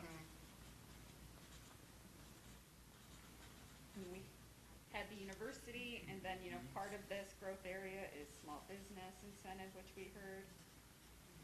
Hotels. So now we're kind of capturing everybody on here. Okay. All right. Any other thoughts? Or anyone have any other questions for them? Ideas? All right, who wants to go next? All right. The one question we asked is, could we de-annex Mobile or? De-annex. No, we cannot legally. Like That's where- Obamacare, we've already voted on it, we cannot undo it. That's We where can we're- fund it, but we can't undo it. That's where we're building the steel mill. I should say this, the only way we can de-annex an area is if it annexes into another corporation, so we'd have to find another city for it to annex into. You can't de-annex an area into the county. Well, could we dissolve Goodyear and just re-add and just reform everything fun? We like the overall land use plan, we like the different growth areas. I think we had a little question on how did you determine what was in and what was out, and where those lines should be, but maybe that's. And my answer was I drew it very, very quickly. Right. I was seriously working with an economic development staff person, and we were drawing bubbles. And it is kind of meant to be bubbly, that, you know, there's not this specific line that's a parcel, it's just, it's around here, you know. I think though, from a planning standpoint and not to hurt any landowners' feelings, there needs to be a lot of consideration into what the city's going to call a growth area when it's not. And you might want to engage some of the property owners and see how many hurt feelings are going to be if they're not included.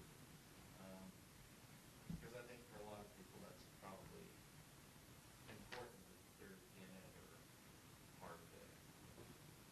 People know we will not be heard. No. All 15 of them? Yeah, there might be. I think it was 46 last time.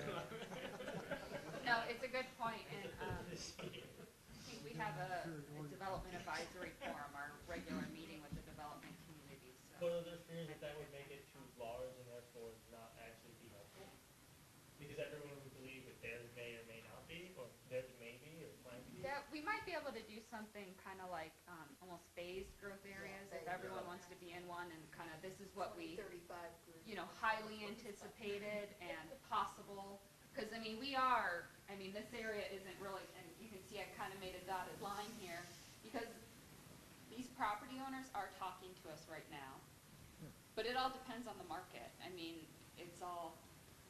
This area is developing, it's gonna happen, like Todd said. This area, if we have a huge growth expansion, it certainly could grow, but but we don't know. So we might be needing to plan infrastructure more, in more detail down there, we don't know, so. Are they talking in terms of wanting growth or not wanting growth? The landowners want growth. Yeah. They want to sell those cotton fields. Yeah, from my understanding, the city's always kind of taken the position that growth is good for the community, that we don't necessarily, we don't go in and build infrastructure hoping for houses to come, but, we partner with the development community to make growth happen. I think we are a pretty pro-growth community. But isn't the growth area really under the statute? It was an area designated where the city is going to put their money in anticipation of some return. Right. As opposed to going in Mobile and saying, well, that's a growth area, we're gonna stick all of our money there, and then all of a sudden it's like, well, there's no return. So, I thought that was sort of the fundamental thing, which is the city is going to say, this is an area that we want to concentrate on, that we want to put some of our funds in order to encourage growth. That's a really good point. Right. What we're kind of saying is, we think growth's gonna happen here, so we wanna invest in the university, we need a community park, we wanna businesses to grow here because residences are growing there, and, I mean, that does make a lot of sense, where this might happen, It might happen, but. you know, and we'll partner with the development community to assist them, but, But that'll be on an ad hoc basis, rather? yeah, yeah.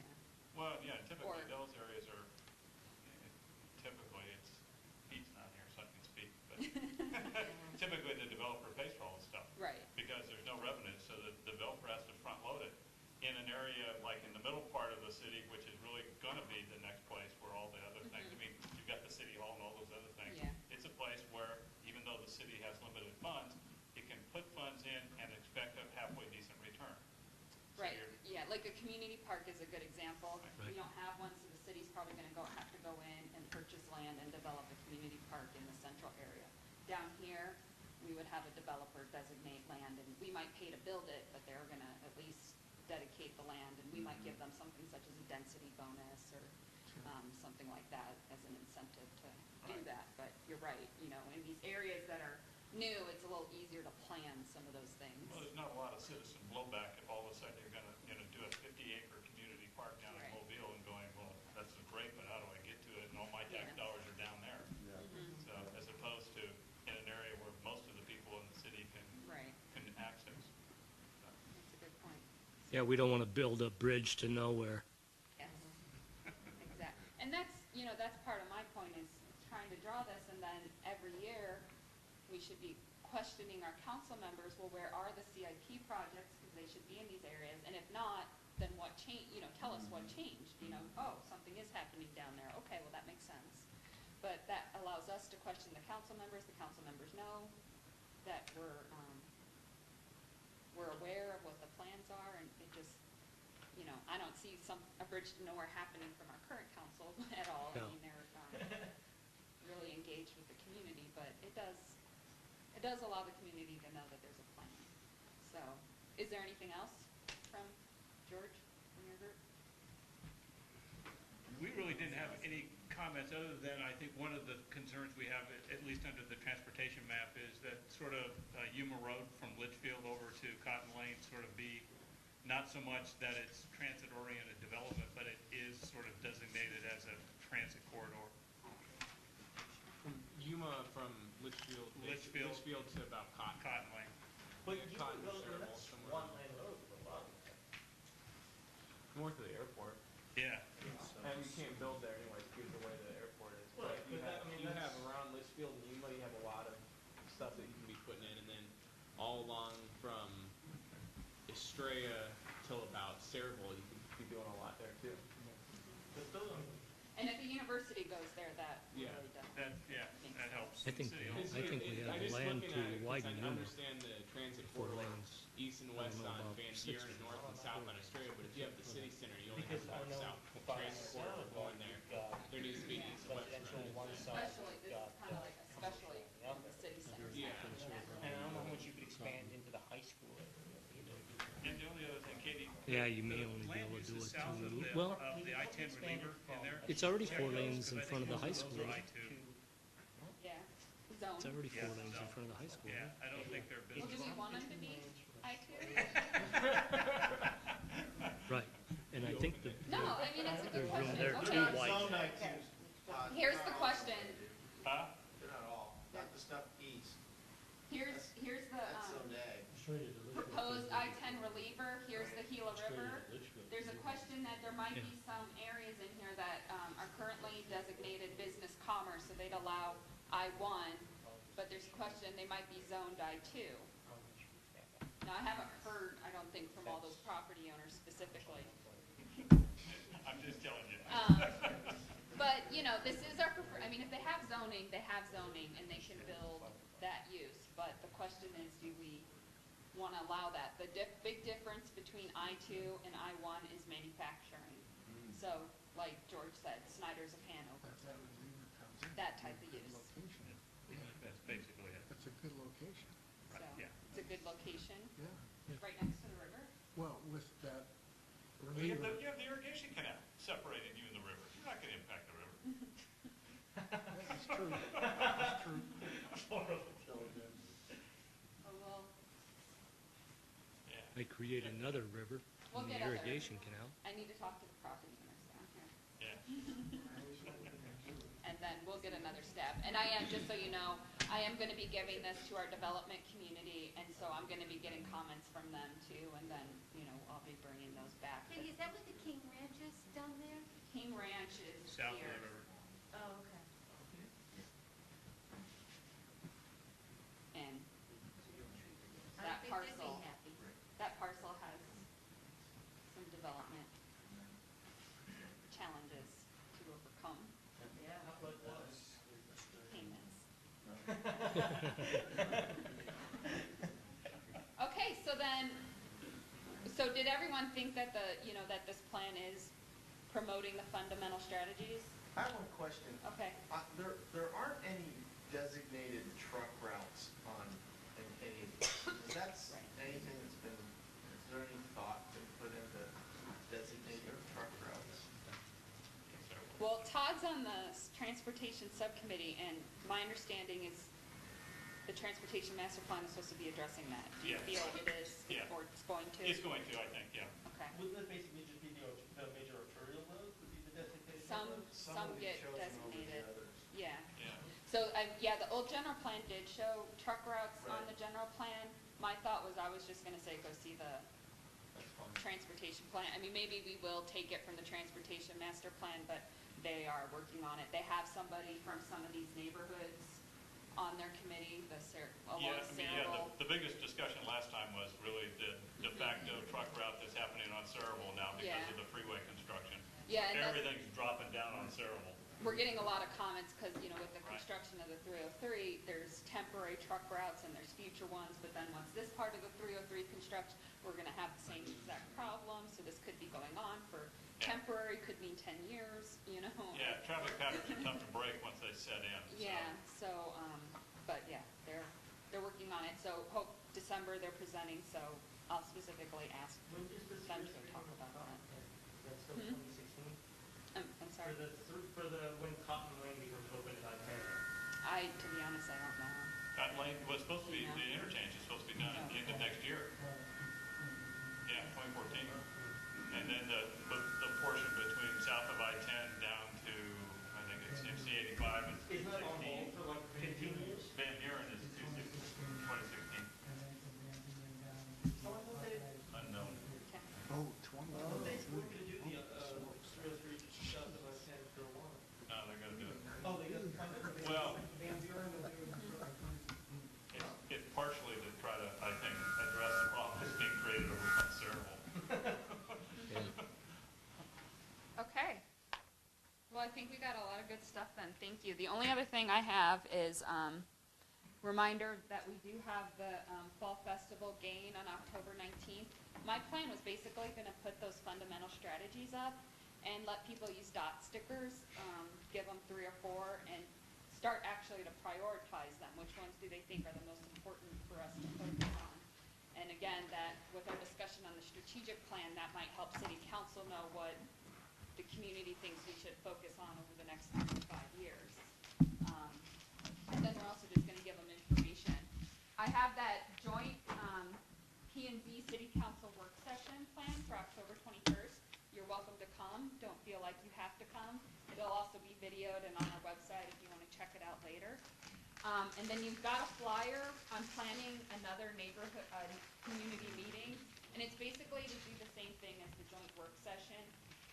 What we're doing is basically, we have the major concepts now coming out of the general plan. Let's share them with the community, make sure there's no heartburn from the community before we come up with the draft general plan. Make sure there's nothing we're forgetting, because we don't want to have the draft general plan done and then realize we forgot a bunch of things.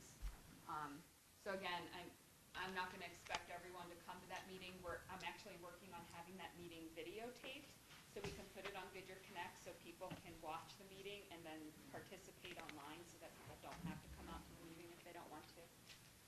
And then that art contest is currently underway, don't forget. It's on goodyearaz.gov/Goodyear2025, and last I heard we only had like 3 submittals. So if you know anyone who's like, oh, I don't know if I should, really encourage people to submit and stuff. And it's possible just because it's still early that we haven't, it takes people time to create their artwork. But, it can be, it can be pictures, if you're a photographer. So, like I said, encourage people to participate. And then just review the draft chapter for your homework, and the next meeting we have a couple of idea champions, and I actually don't have Jerry on there. And then, yeah, the next meeting I think is going to be really great with our deputies and Kim and Tracy. It's going to be fun to work with them.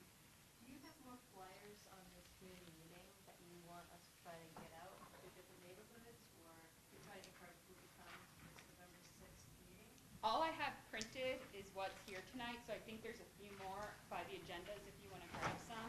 But I'll be sending out an email too that you can forward. So to be honest, I'm a little behind on it, but like I said, I wasn't so worried because I think also people can participate online too. But yeah, I'll definitely get that, and then I can send a PDF. And yeah, so that's what I have.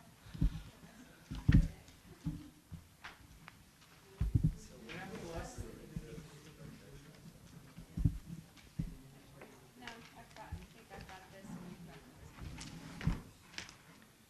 Okay, if there's nothing else, do I hear a motion to adjourn the meeting? Seconded. Meeting adjourned.